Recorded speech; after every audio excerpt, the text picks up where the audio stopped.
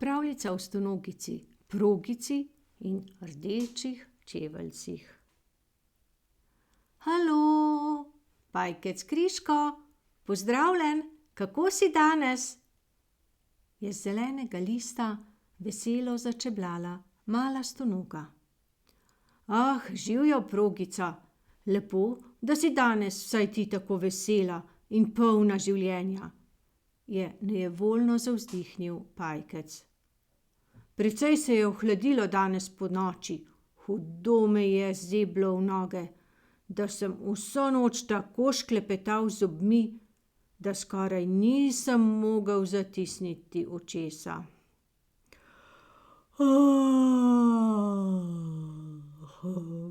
Je glasno zazehal in tako razprl usta, da so mušice, ki so letale v bližini, takoj strahoma pobegnile.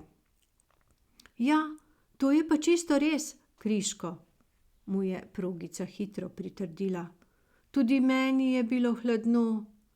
Jesen nezadržno prihaja v naše kraje.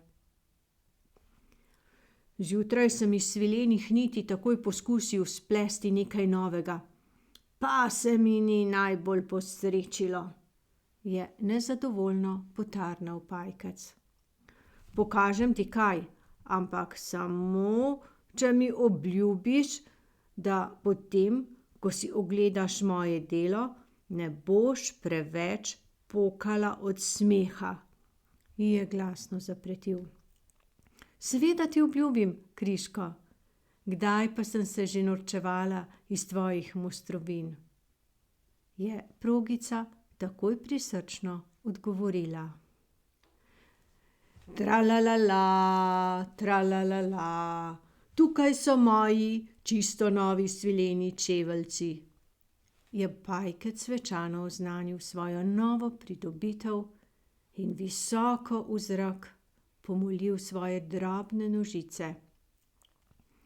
Čeveljci so se v jutranji svetlobi še posebno lepo zasvetili in vidno očarali progico, ki nikakor ni mogla skriti svojega navdušenja.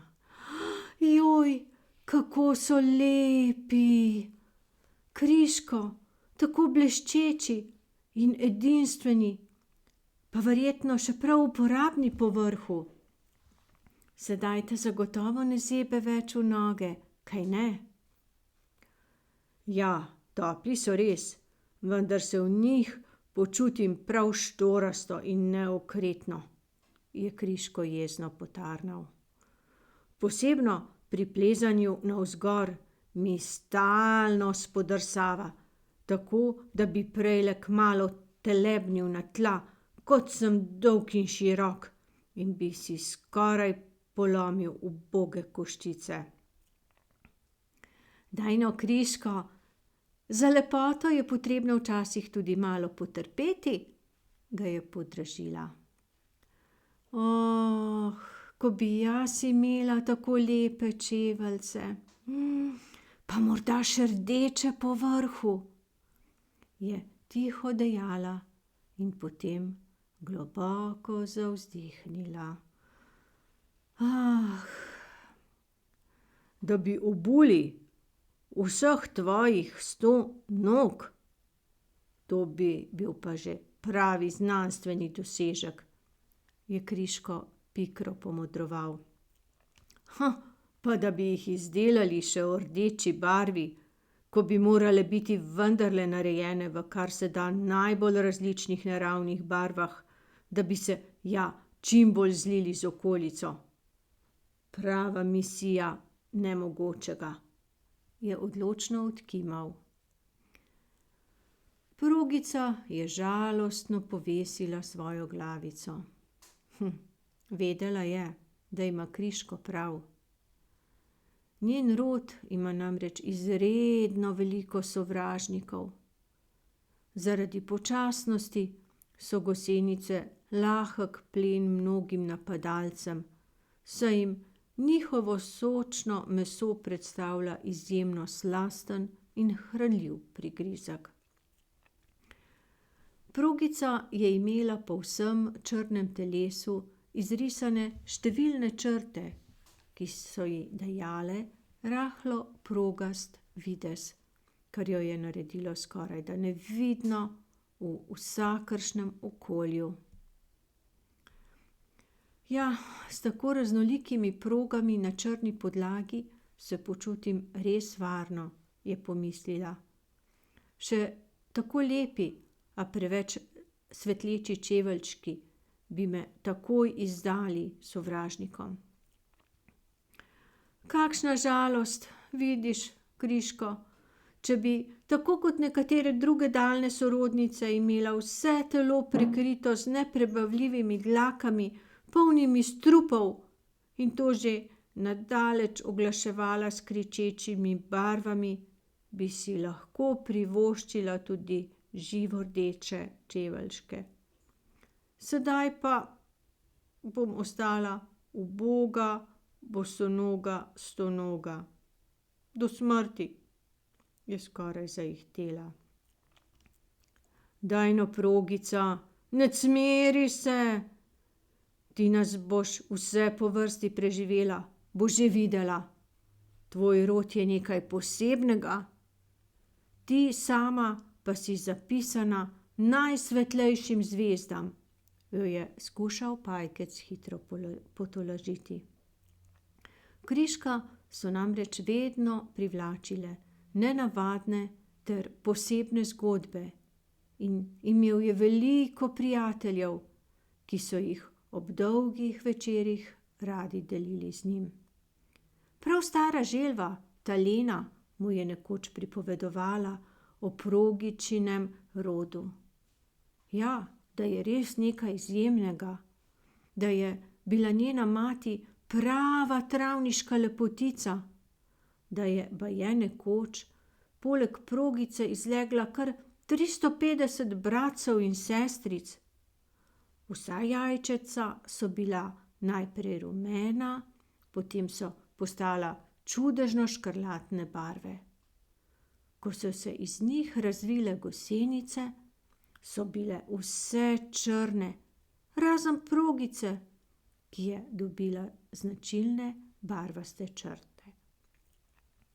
Ja, želva Talena je vsem pripovedovala, da jo prav zato čaka še lepa prihodnost. Ah, Kriško, ti si res prijazen, mu je hitro odvrnila Progica.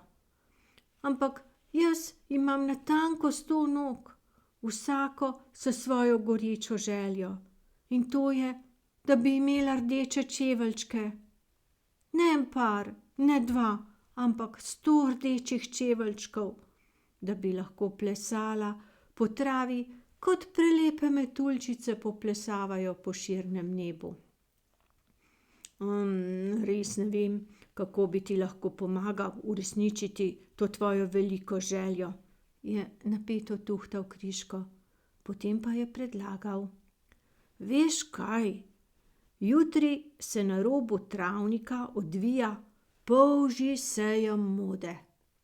Dogodek, kjer polži razkazujejo svoje najnovejše sluzne vzorce, pajki pletejo modne mreže in mravlje prodajajo dišeče nektarje v kapljicah rose kot najfinejše parfume. Mogoče pa kdo prodaja tudi rdeče čeveljce?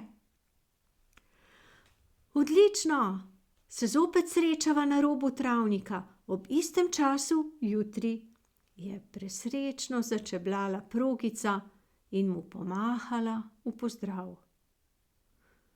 Tako kot čisto vsak dan je potem zopet celo popoldne vadila plesne korake. Njeno telo je bilo dolgo, bleščeče in razdeljeno na 100 drobnih členkov, vsak s svojim parom nog, ki so se izmenjaje prepletali v čudovitem zaporedju.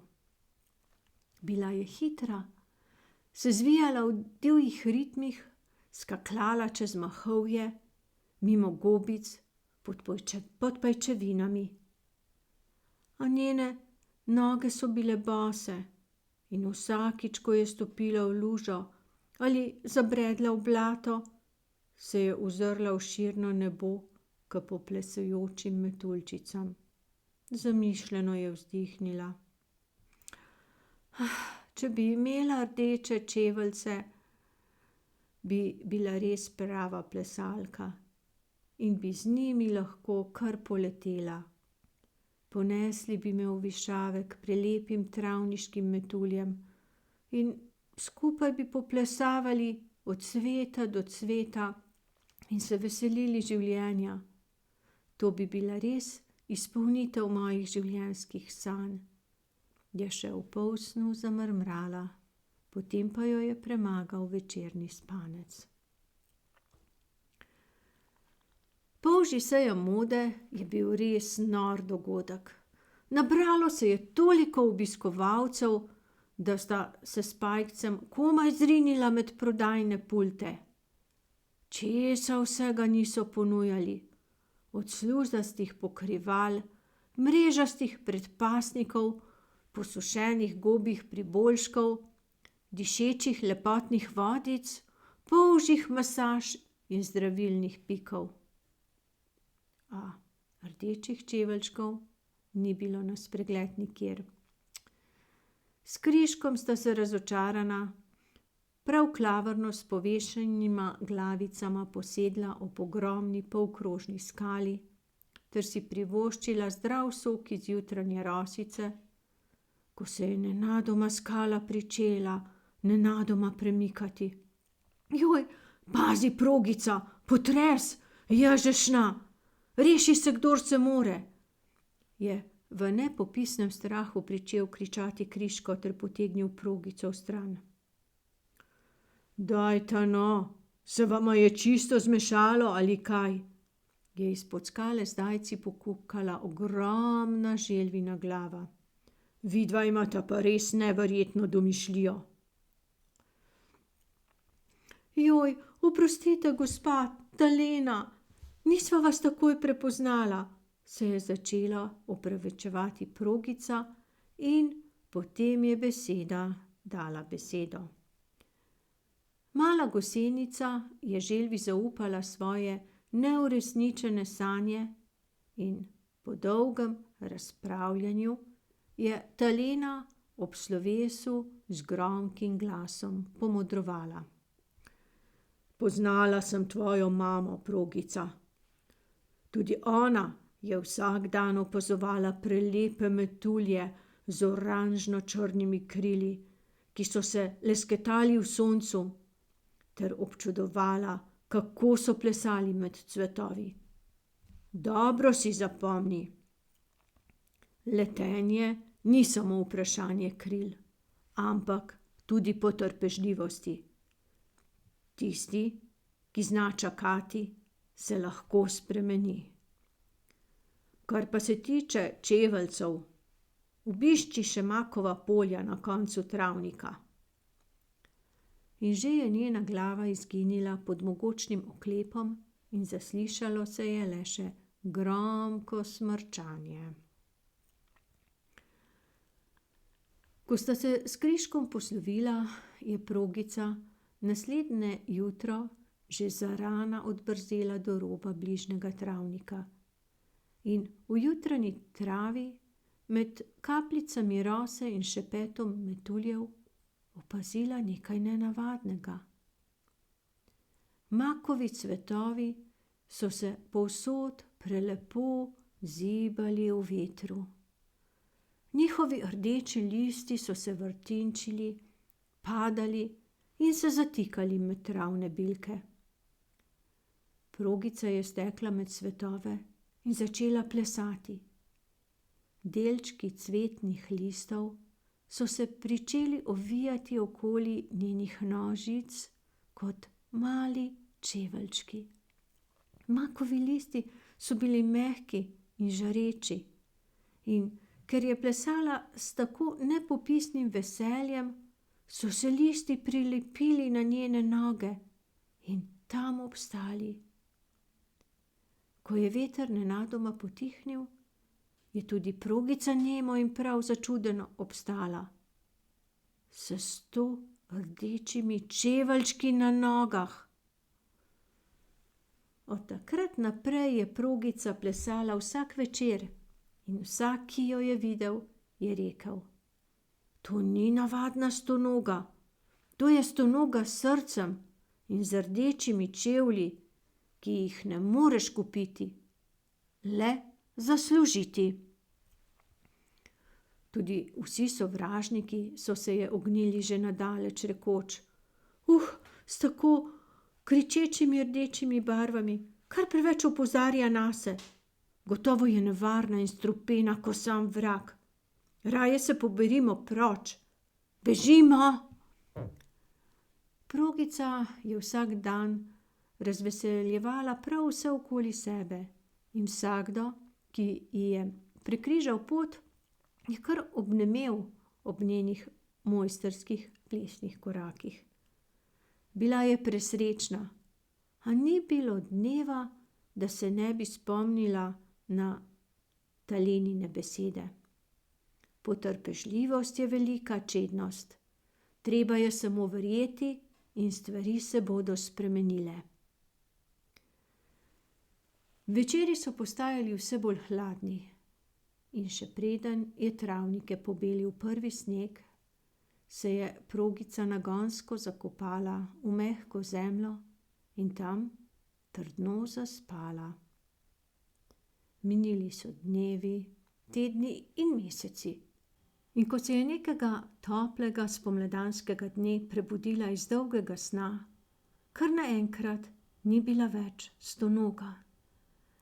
Njeno telo je bilo ovito v svilnati ovoj, in ko se je ta razpočil, je iz njene nenadoma izletela prelepa metuljčica z vzorcem, ki je nosil spomin na njene črne pisane proge. Zaradi postavnosti in čednosti, imenovana tudi travniška postavnica, je tako Progica postala ena najlepših, a tudi najbolj ogroženih vrst metuljčic, ki v Sloveniji leta tako po suhih kot po vlažnih traviščih, vse od morja do visokogorja. Če jo boste želeli občudovati, jo boste v naravi takoj prepoznali po oranžno in rjavo lisasti obarvani zgornji strani kril s črnimi pikami ter svetlejšo, z več lisami rumenkastih odtenkov na spodnji strani. Progica je odslej s svojimi družicami presrečna poplesavala nad cvetočimi travniki in gozdnimi jasami, a nikdar ni pozabila, da je bila nekoč mala stonoga. Vsakemu bitju, ki je dvomilo vase, je vizionarsko prišepnila: Tudi ti imaš krila, le počakati moraš, da jih najdeš. In naše pripovedi je konec.